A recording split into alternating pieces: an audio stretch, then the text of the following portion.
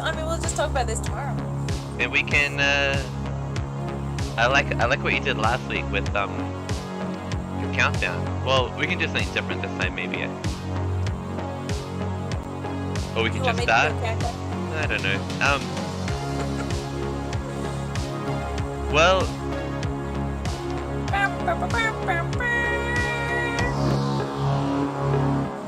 trumpets are good. All right. Well, let's start.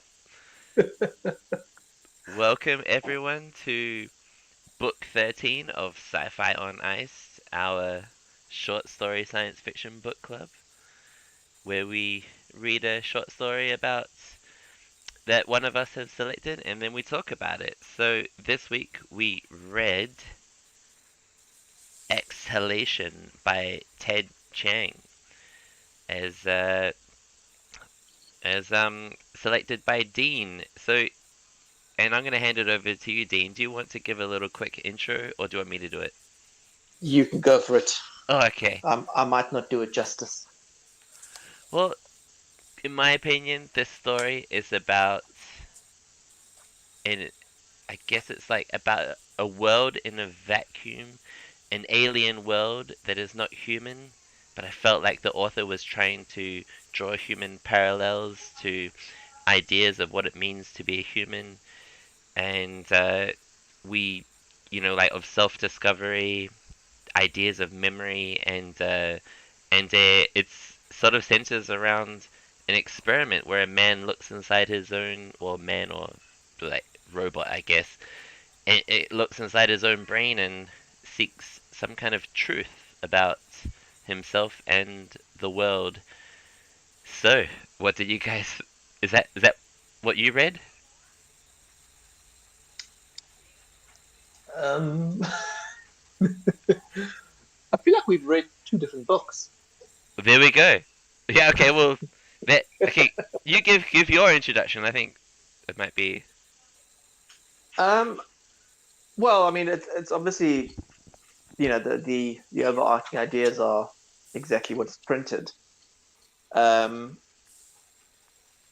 but yeah, I suppose coming to grips with your own mortality is obviously something that features very quite strongly in the story. Once you get past the um, first few pages, yeah, if and when you get past the first few pages, because I think I dozed off once or twice, just getting through them. Um, yeah, and I tried to imagine what he was talking about in terms of their memories being in the air that they circulate through them. But yeah, I found it a very difficult story to wrap my head around. I found myself rereading passages, just trying to understand what it is that they're actually alluding to. Right. Yeah, I agree in a way of a sort with Dean because like he was slapping on the allegory so thickly. Like it's like I'm making a point.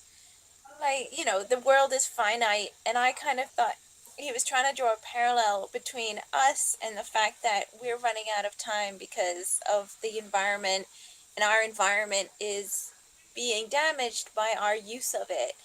And I felt like he was trying to run so many parallels between these robots and humans, how they function and the world and how they interact with the world around them. That I was kind of like, am I missing something? Like, is it supposed to be deeper? But I don't know. It's just, it wasn't really my cup of tea. But yeah, I agree with both of you, in like definitely trying to send some sort of message. Yeah. So I. Well, first of all, this story is sort of starts off, or it's centered around this idea of the essence of life, and it sort of questions it at the beginning. It's like, well, we thought it was this thing, and in the story, it's air, and there's we can relate to it a little bit. Although for humans, I think water is the thing that we think of as the source of life or what keeps us going. Although air is definitely very important, but and then but then it sort of then the story changes. It sort of goes into this their sort of ideas of time, and obviously memory is the is it yeah, the allegory in which we perceive time, because if if you remember something, then you understand there's you know the linear, there's a point here where something happened, and there's a sequence, right? And so this is how we understand time. And he really goes to try to make that point, but then I think, oh, there's the essence of life that he's talking about. Then there's also the there's some overarching idea of life, uh, of these experiences in time. And I think, oh, these were two different stories trying to be meshed into one. And so yeah, I had to say, without saying I didn't like this story, I was perplexed by the author, what the author was trying to say. Although, like Sarah said, it was like the author is like trying to say, aha, this is something, and here's some science to like back it up, right? And I was like, no, I don't know. Yeah, it didn't jive well with me. So that's how I found the story. Yeah, he was trying really hard to make a like to make it match and to kind of say have a subtext almost. Mm, But it was like, yeah, it was like try hard because he was going in between all these different aspects of human life and how they're parallel. Um, yeah, I mean, it was nice. I think it was pleasantly written. I mm, think like how he writes it, and then at near the end, it's kind of he's like ruminating on his existence and the fact, maybe there will be another universe, and maybe this will happen after, and it's quite hopeful. Um, mm. and then the fact that this what we're reading is like his message from beyond the grave. Um, like yeah, there's definite like humanity there, um, that is relatable to. Well, see, I found that was like the author's voice coming out. This is the author saying, "Hey, this is what I'm saying," and I was like, "Well, I don't feel like the character is saying that." Do you know what I mean? I felt like it was divorced from the story when the author was doing that, and Oh, I struggled with that. Oh, I felt like it was the character because he was a scientist, and so even from the beginning, he was very matter of fact, very kind of like, we thought it was this, and then there's this, and this happened. And he's recounting like the daily life, for historical purposes. I think it was very matter of factly, but that was in keeping with the author's style that the character had because he was a scientist. All right, so were there? Let's talk about some interesting aspects or some ideas from the story, or even events that you found interesting. Yeah, what did you find interesting? The dissection of his brain. Yeah. Um, yeah, uh, yeah. I suppose discovering how you work. Well, yeah, it's because he's doing it on himself, Mm. and for they're obviously an intelligent whatever they are. Um, you never quite know: is it a robot? Is it an alien? Is it a cyborg? Is it an AI?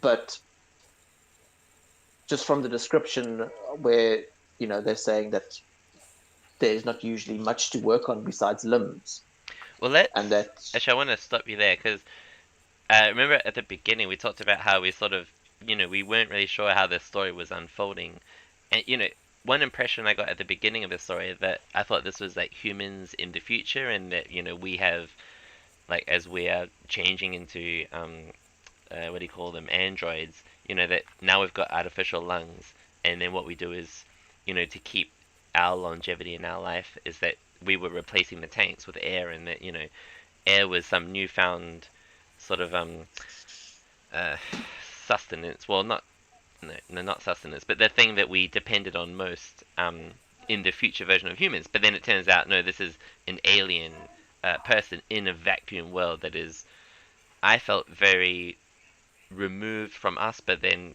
the author kept a lot of the aspects of our civilization in it, so that we could relate to it. But I don't know, that felt contrived to me.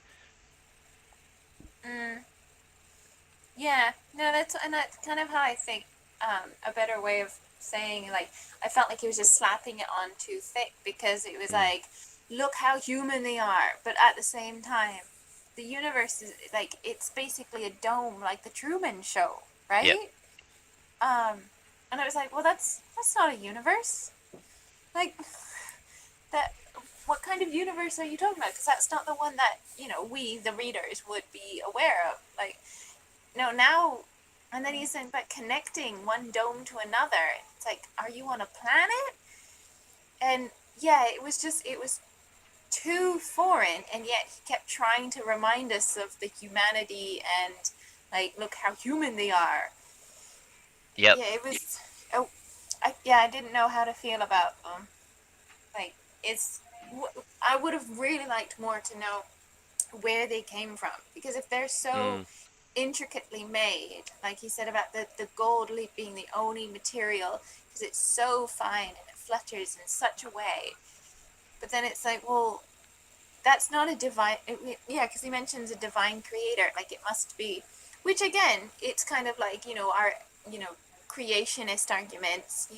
That humans are so intricate and complex, it must be divine creation, and at the same time, no, it's obviously evolution.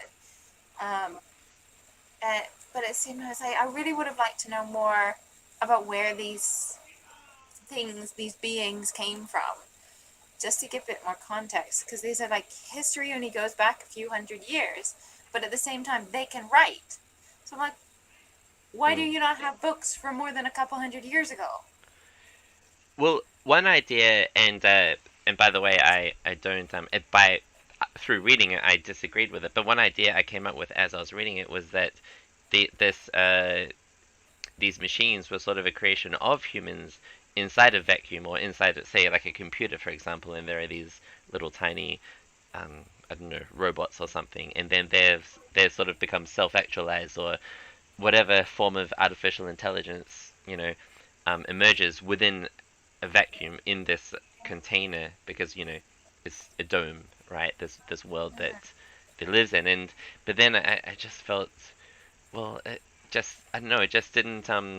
It could be a possibility, but I felt, well, then it loses the center of the story, because it's like, what's the essence of life for this? And I thought, well, okay, well, the author doesn't tell us that or give us enough that to be that idea. So I think, okay, no, it is just this alien world in which this hypothetical situation happens. And the more I read, I just felt like, just can't relate. I can't relate. But there are these human aspects to it, like memory, like time, experiencing time, and depending on some kind of life source that you know that we are doomed to sort of run out of something if we don't change, as is we find as they come up with their own little I don't know if religion is the right word, but their own sort of beliefs of the world.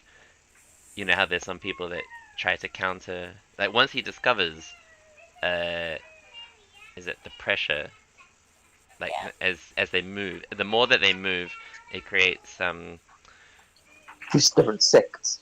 yeah, and well, these people go, oh, you know what, we can do something to counter it, and they find like they do these machines, but then the author tells, well, the character uh tells us, well, actually it doesn't. In fact, it accelerates it, their solution to. Yep. yeah. And I kind of see this as us humans using energy from Earth, because we Mm, were, say, burning wood originally, but then they discovered coal, and it's much more efficient, and it's a different source, but actually, um, or oil, for example, mm, but it's actually much more damaging, and it's caused so many conflicts. It's actually caused more damage than what like the other did, even though it's more like efficient. And that's, I mean, like there's a lot of parallels that the author, I think, tried to kind of connect between this fictional world and their issues and the human world. And it was just, there were so many.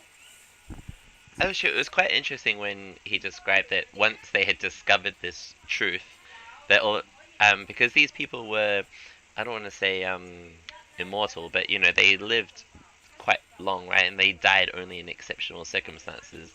And so, but once they were fighting about it, then more people would, well, I say people, but more of these Beings. robots, Yeah. yeah, these beings were dying because of the truth that he found. So yeah, yeah, to that point, I did like that. Was a little bit that I thought, oh, yep, that was okay.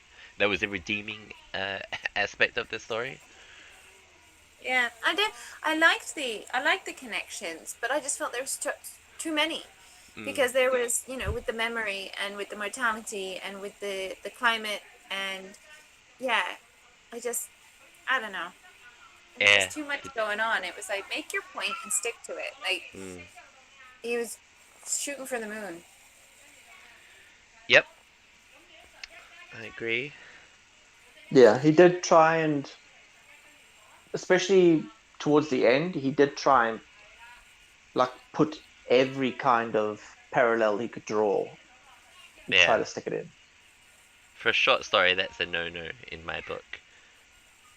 Yeah, I mean, I did yeah. find myself kind of checking how many pages were left and Mm, going, well, yeah, let's wrap this up.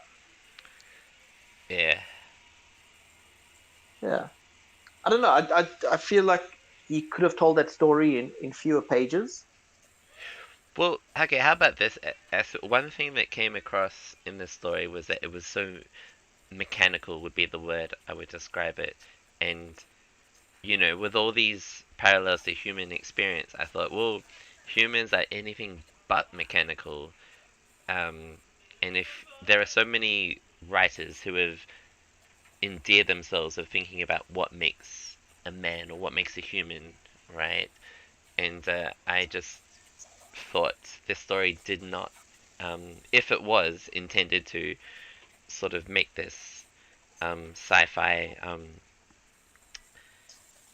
what would you call it? The allegory of, you know, the destiny of humans, which I don't know if that summarizes the intent of the author because there were so many aspects in it. Yeah, what do you guys think about that idea? About the idea of what is man? Well, just to talk about your referencing, like how mechanical humans are. Like, on the flip side, he's also it's a contrast in that, despite how mechanical this being is, there are certain things that are, I guess, innate with having, a working brain, having a soul, having that cognition, and self-awareness, that even though we're not made of rods and pistons and air pressure, there are certain qualities that are just connected because we're self-aware.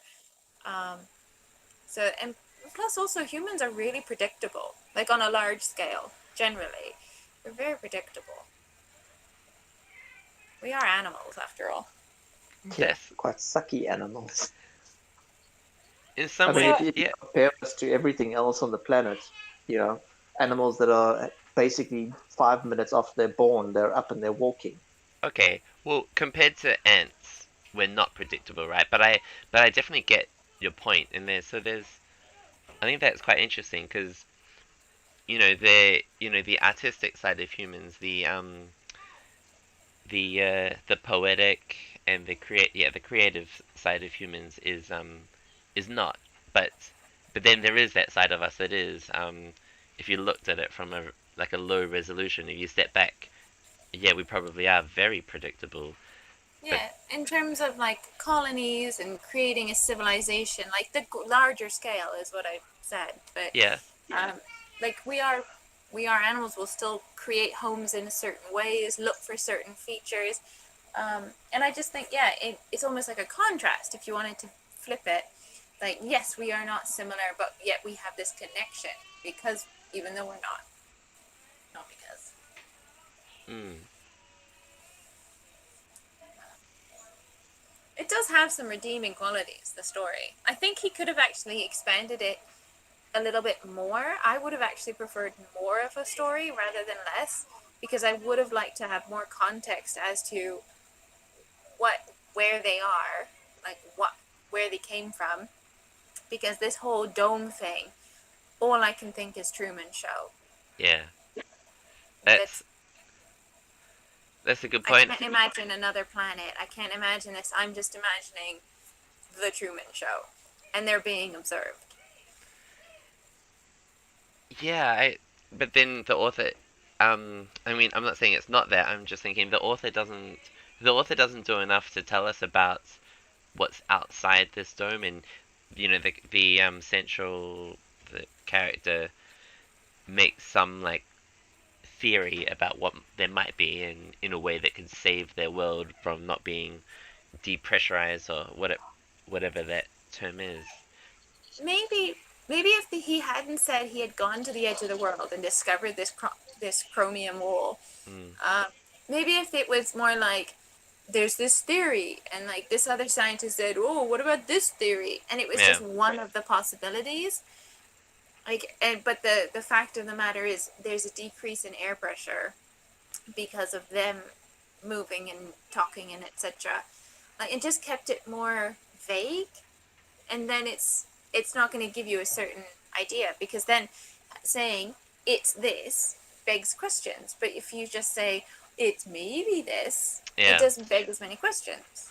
Yeah, exactly right. Yeah, so we just know that everything's gonna slow down until they die, and then everything just stops, and then that's like this weird endpoint that you just sort of think that doesn't really satisfy the story into what was the essence. Although he does say he's written it down as memory so that when it gets found, then hopefully, like we find the Greek stones of their civilization, because we only find out by uncovering the all the stories about Socrates and whatnot.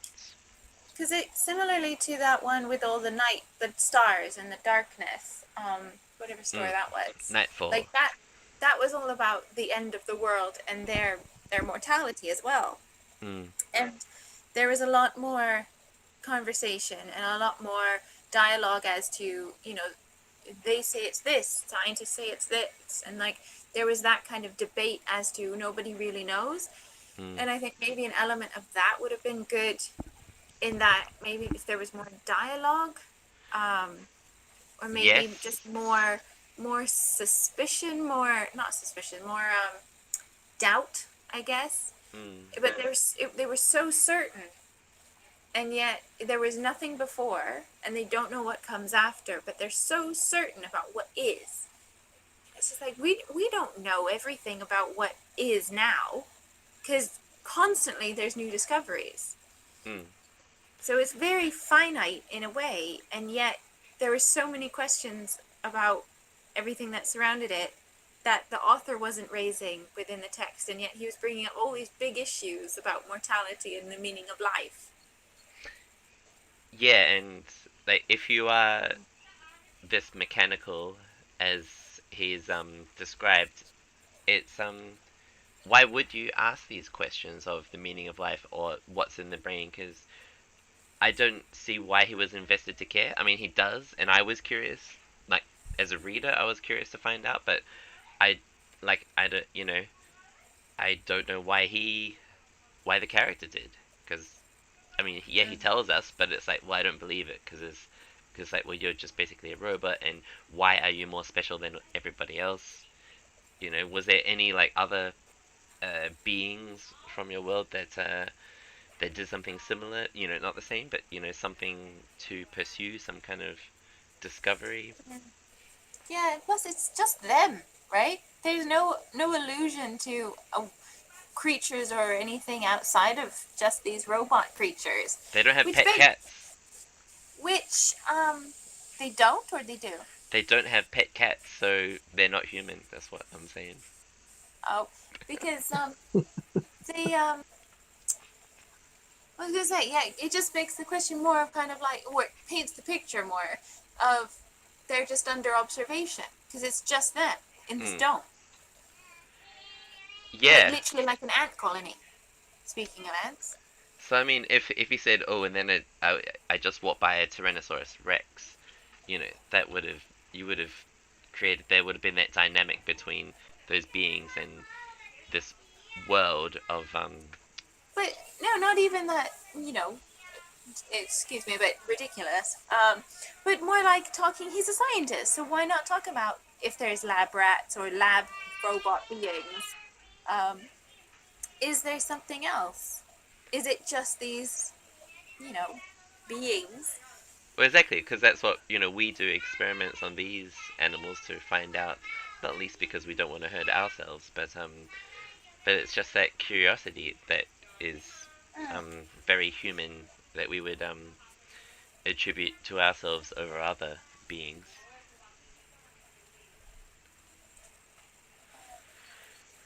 Yes. All right. Were there any other interesting ideas in the story that caught your attention? Not really. What about the idea of air, the things between um, what moves, and then so the vibrations. I thought that was very, on one hand, very scientific, but also not science and very abstract, not provable by science, but sort of I get the idea from science of the vibrations between moving things as being that essence of life, which is kind of why he says the air in which they breathe in the tanks or that they use from the tank. Sorry, and I felt it was quite weak as a concept in the story, and as a discovery as well, um, because it also goes on to the pressure thing, where I just think, okay, well that's something else. And this I'm talking about the memories, right, and the essence of life is memories, and because then he says that the people in the future that come to read the tablets or whatever he's written, he goes, well, I'm part of you and you're part of me. This grand narrative, which I found a bit, eye rolling.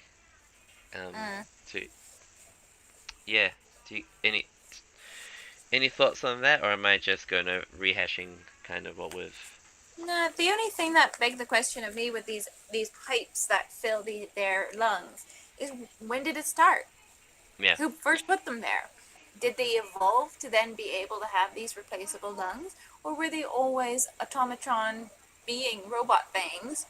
Um, who put the pipes there? Who made this system that it's just fill the lung?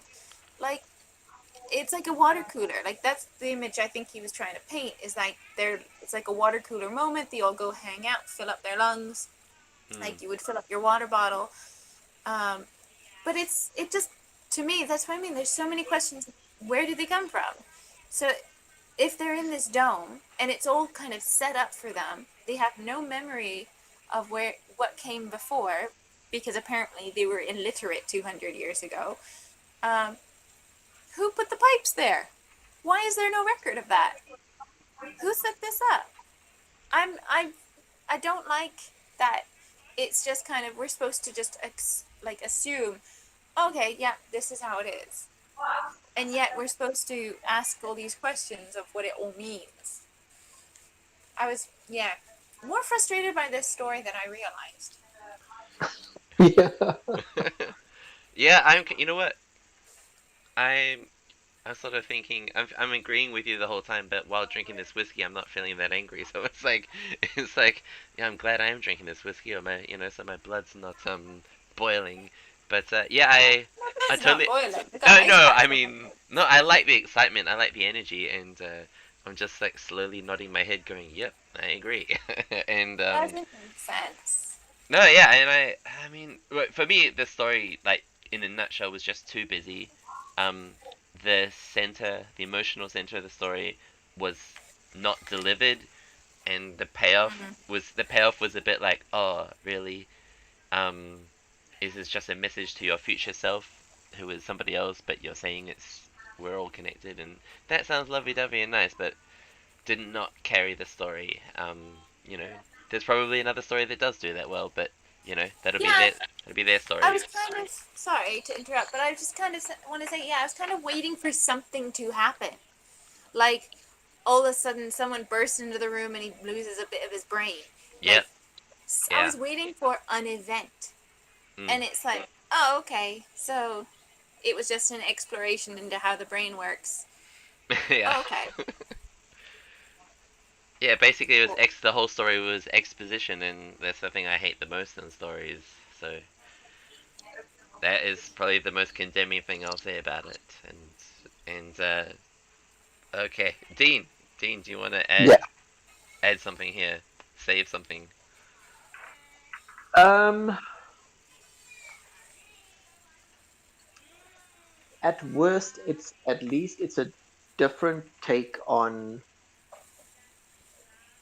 a a something realizing its own mortality,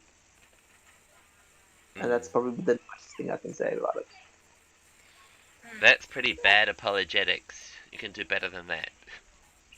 it. It was interesting in how it kind of it had you reflect on, what makes you, what makes a person, what makes something a living thing. Is it the fact that there's blood in our veins, or because we have memories? Well, see, I mean, okay, the one thing that I felt that the author was trying to, but maybe this is me personally, is that the author was sort of trying to do that whole, like what does it mean to be human? I know I brought it up earlier in the conversation, but I just know there are so many authors that have tackled this question, and the answers are just far and wide.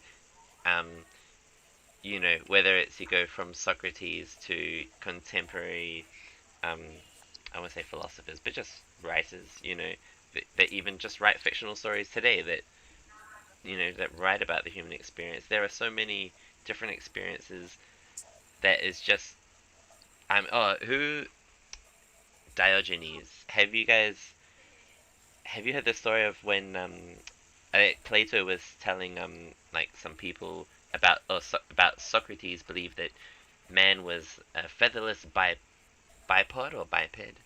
Biped, yeah. Biped, yeah, And then he biped. went and got a chicken, And then a yeah, plucked chicken. Yeah. yeah, and then he's like, behold, a human. And then obviously he's like a pre like a 2,000-year-old troll, internet troll uh person. But this is the extreme side of us trying to say what human is, and I think I felt this story was trying to do something in this regard to that with by showing something else. But like here's these beings with what we do. Can you see this? And do you get something from it? And I was like, yep. I felt let down, and there's me going back into the negative. So maybe I'll stop. I'll stop there. Should we move on to scores then? Let's do it. Let's go to our scores. All right, should I go first? Sure. All right. This was a story that was complicated. As in, it it was too many things in one, and so it didn't do too well. I'm giving it 107 out of 500. Scandalous. Is it? Cut me deep, cutting deep. I I'm Well, just passing the message. All right, let me update. Where are the scores? Oh, here's my score. All right. Yep. Okay. Who's next? Dean, do you want to go? Because I already have my number in my head. Okay. I am going to go for a 190. 190. All right. Dean's got a score of 190. Let me get your score up. There it is. It's up there.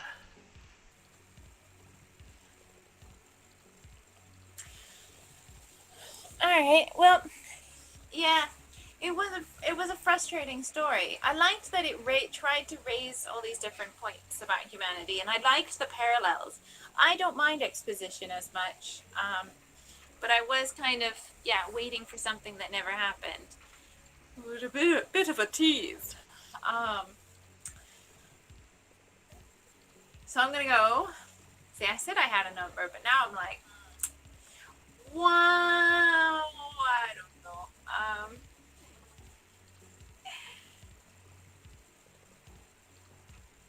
Yeah, 174. 174. Alright, let me save that and put that up on the screen. Where is it? There it is. 174. So that means it's time for. What is it time for? Drum roll. Our aggregate score. Alright, we all read Exhalation by Ted Chiang. Where's he from? America? Is he from Yeah. Australia? With a name like that, yeah.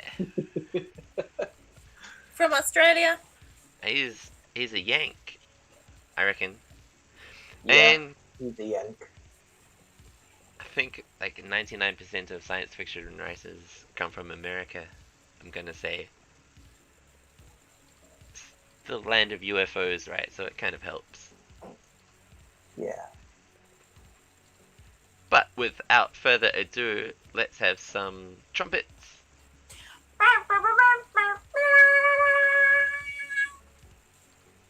Oh, wait a minute. Let's have a second pair of trumpets. All right, Dave.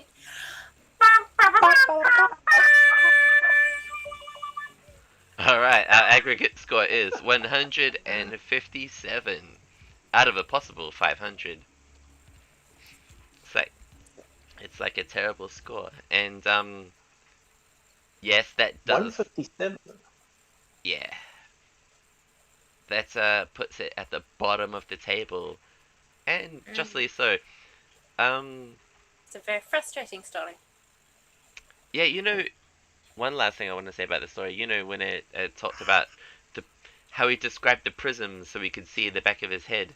I just thought Mm. that wasn't interesting at all. It's like, wow, you're telling me how a tool works. You've got all these other tools that you don't mean, but you want to tell me how this one shows me how you look in the back of your head.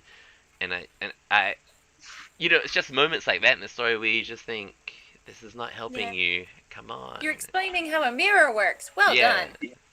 I know. And maybe I don't know how a mirror works, but like I'm not gonna read this story to find out, It's But also, it's like if you're going to explain something like that, explain the other contraptions. Like I totally gapped that he had like a table around him, and like when he mm, laid it out, I'm like, where are you putting all these tiny things, and how big are these tiny things? Like, don't get into that kind of detail about a fucking mirror, and then don't tell me more details about the dimensions of your brain, which is oh, far more intricate.